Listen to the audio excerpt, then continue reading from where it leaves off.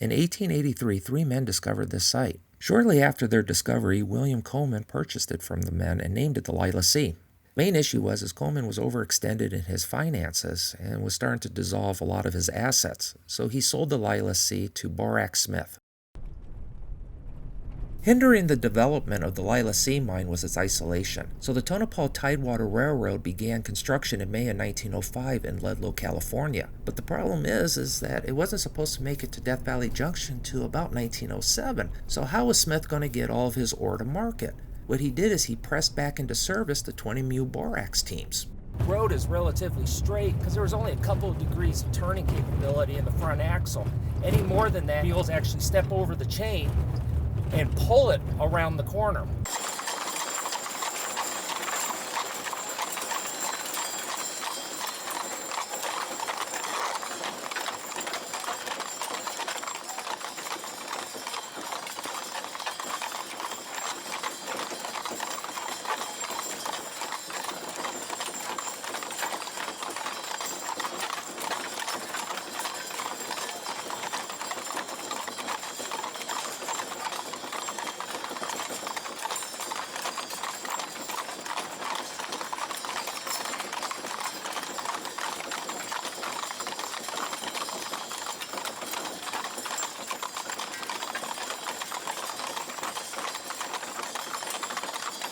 When the Tonopah Tidewater Railroad reached Death Valley Junction by 1907, a 7-mile-long, narrow-gauge railroad spur was immediately laid, reaching the Lila C camp. So the main workings are actually over on the other side of that hill. Now, there are tunnels and an incline shaft on this side. Those are all blocked off, so we won't be going in those today.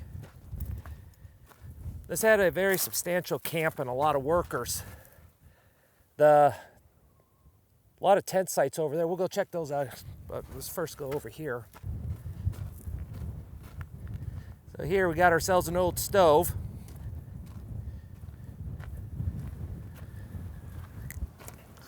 Now what's really neat about this, it still has the rack in it.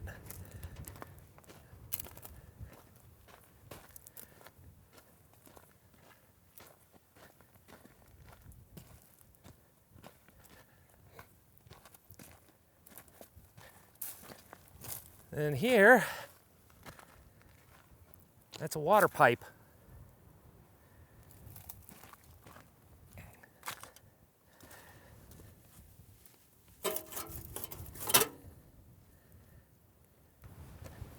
If you can't tell, it is extremely windy today.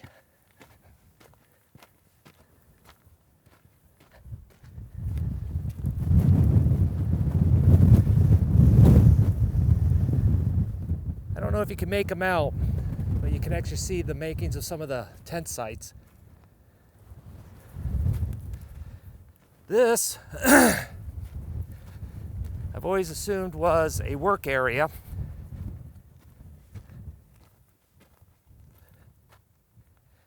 Like a forge. That's the word I'm looking for. Mainly because of this.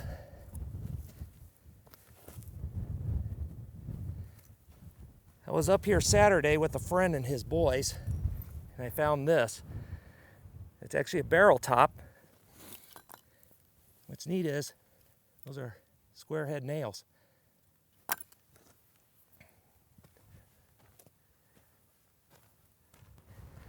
Okay, here we go. That's the ore they were mining. So what they would do is they'll crush it into a powder. Then they would put it on a narrow gauge railroad and run it all the way down to Death Valley Junction. There, they had a processing plant. And the way they processed it was in these big boiling vats, and they'll let the stuff just boil. And the film that actually formed on top was the borax that they wanted.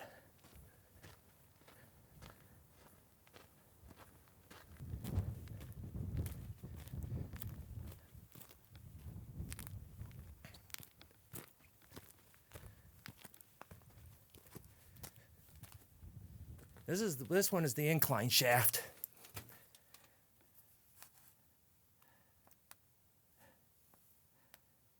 And it's just too much light for me to.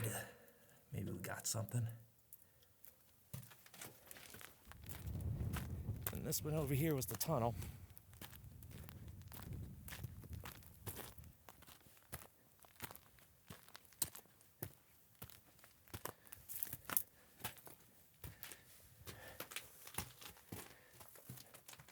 Little bird's nest.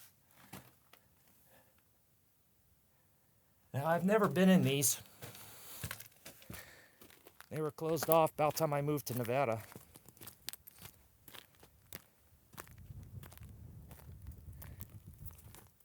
But I've talked to people who said they have been in them. They said they're massive. Well, considering they were in an operation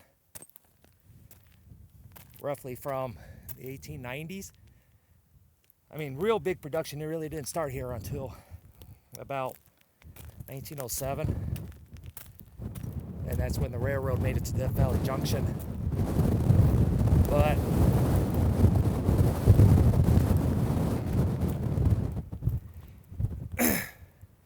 and let me get out of this wind.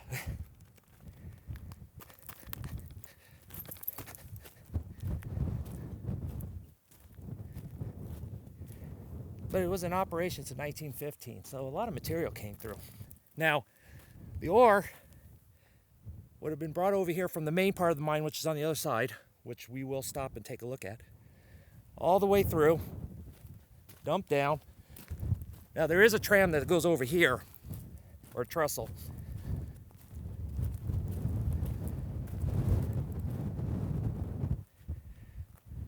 But that was the crushers.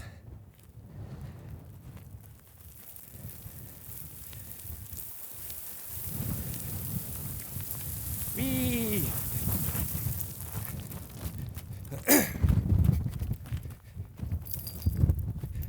This is why I go through a pair of boots every 3 years.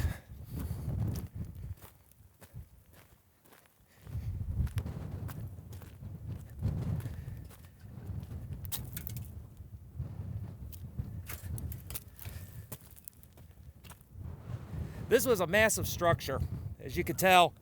Came all the way up over here. Had some big machinery here, big crushers. The railroad came down through here somewhere. Unfortunately, the wash has kind of destroyed it. It's really hard to tell where. There are some old pictures about. I don't know if I have one, but I'll take a look. If so, I'll post it. If not, you get to see the ruins.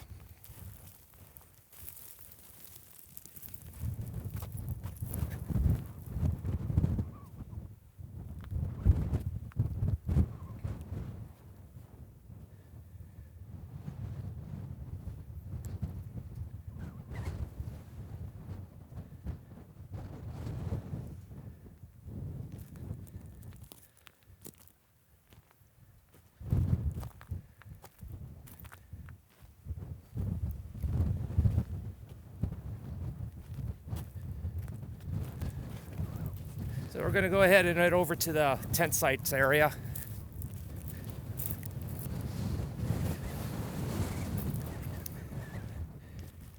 Now this is the reason why we brought my friend's kids out, was jasper. And this place is littered with it. The only reason I'm willing to tell people that there's jasper here, that the site has been published since 1957 from the desert magazines. And it also appears in a lot of books.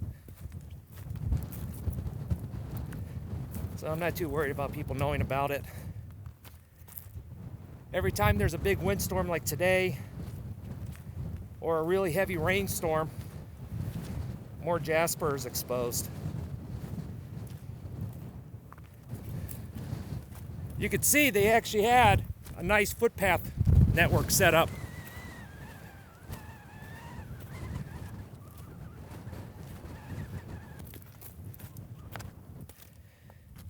Prince Albert tobacco cans.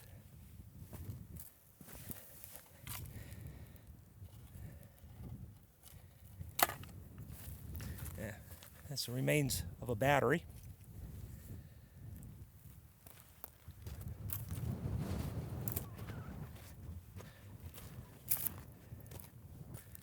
So you can see where they had the area leveled out. The rocks that are in the middle weren't there when this was a tent site. There would have actually been more fill dirt to kind of level the site out. But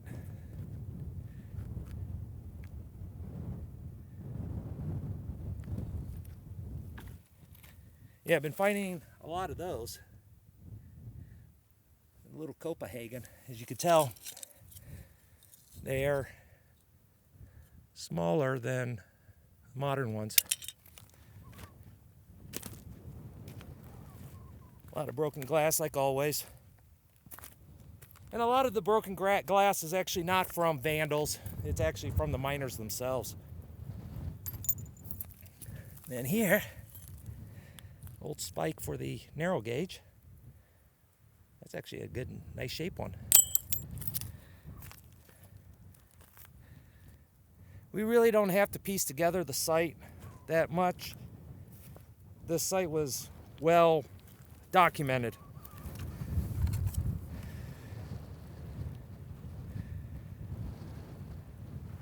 Twin Oaks. A little flare at the bottom is kind of cool.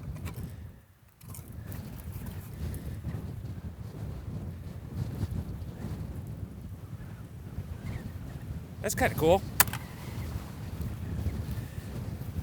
Yeah, I'm taking the spike to the place where we have a bunch of other spikes set aside. And this, it does look like a medieval torture device. It's actually for the cots. Even though this site is well known, it's still interesting to go through where the can dumps are and stuff to see how people lived. Here's another tent site. You can see how it's nice and square. This was actually a large tent. Here, let me back up a little bit. They had something carved out. He might have actually had a wagon or something here. I doubt he had an automobile, but one never knows. And there's another tent site right there. And again, you can see the size of it.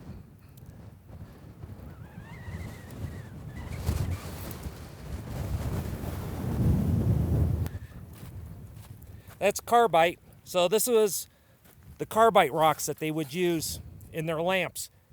When water drips on them, it creates an acetylene gas, which is what they used to use to light up the tunnels. Look at that stoneware.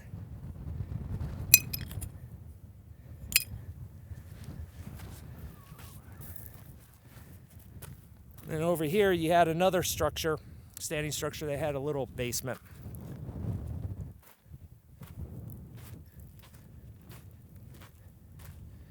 This is the old rail bed.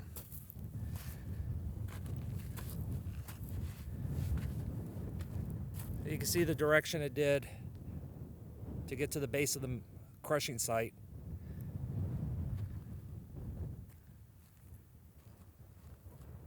And this is where it came down. It was just a little baby gauge, narrow gauge railroad.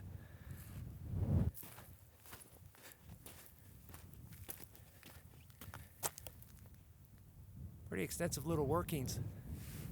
I love the little track ends.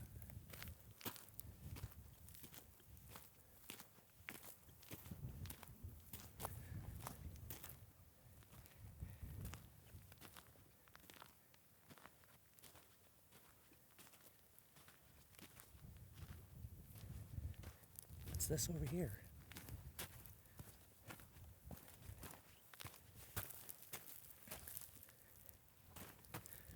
Looks like a steel door for a hopper. There's another one over there.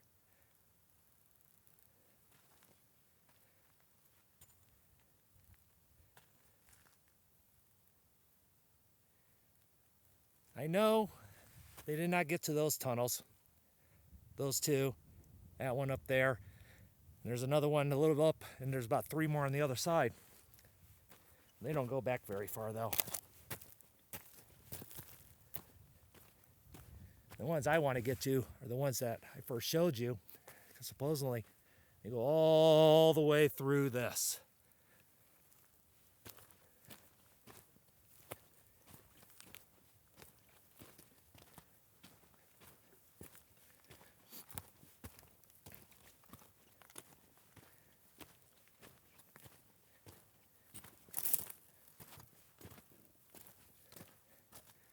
Now this was probably a powder store. Would be a good place to put it.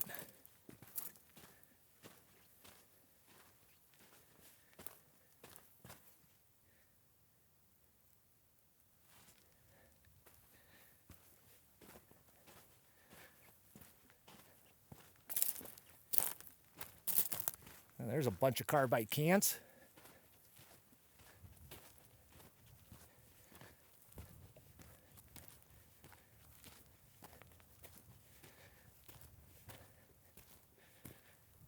Check these out first.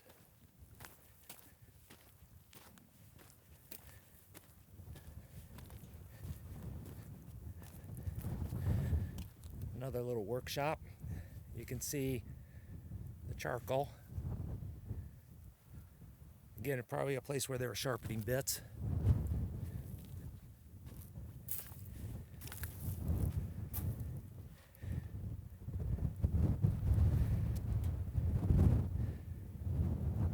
A lot of carbide.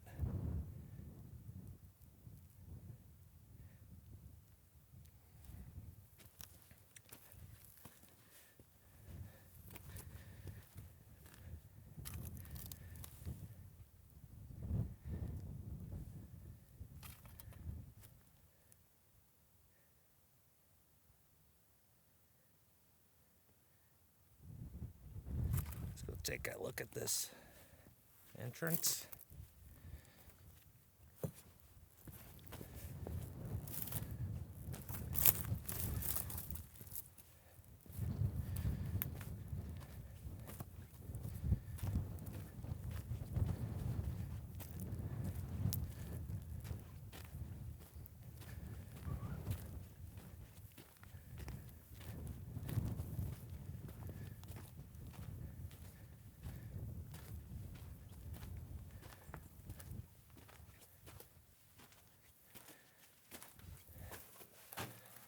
Oh, I so much want to get in there. Yeah, there's supposedly some really cool stuff deep in there. Yeah.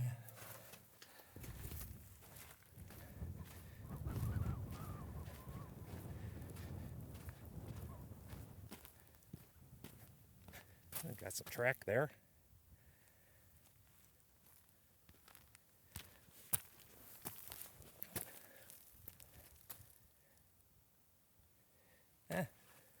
Someone put a penny here. Unfortunately, I do not have my reading glasses, so I can't read print that small.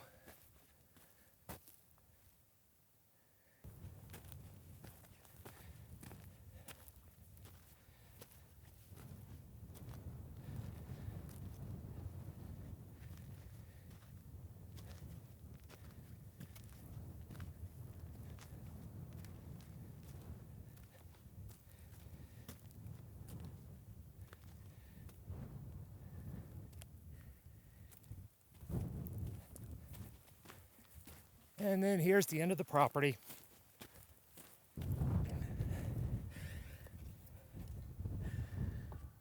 It goes down a little ways.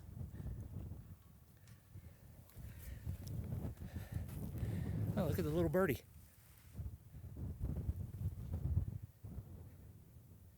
Probably not very happy I'm here right now. Probably disturbing something. There he goes.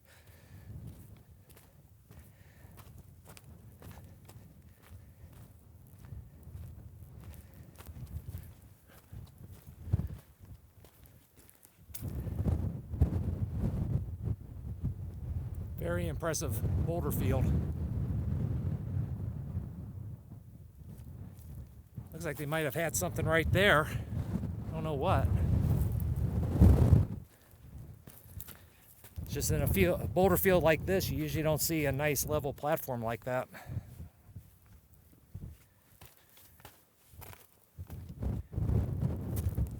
Nice little rock work over there. Essentially, it goes down. You can see where it continues because the mill is just right over here. We'll go ahead and start heading down now. Hopefully I can get some traction. Walking on this stuff's like walking on ball bearings.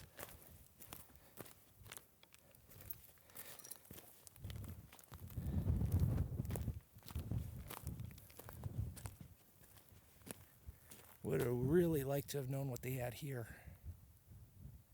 That's a lot of wood.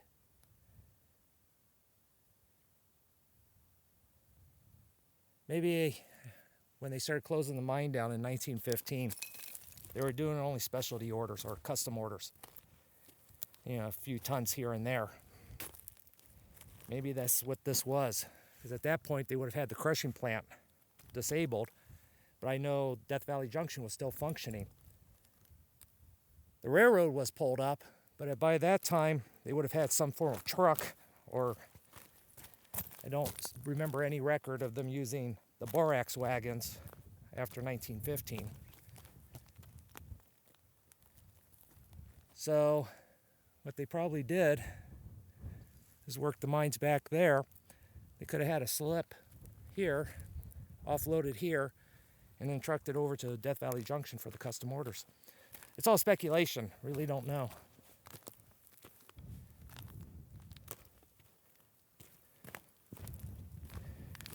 And with that descent, I'm gonna go ahead and call it the end for this little adventure. If you made it to the end, I really appreciate it. I hope you enjoyed it. And I'm also hoping to just get you excited about getting out and exploring. You don't have to explore things like this. Just going to your local museum is all you really need to do. So have fun, get out and explore. Most of all, be safe when you're out.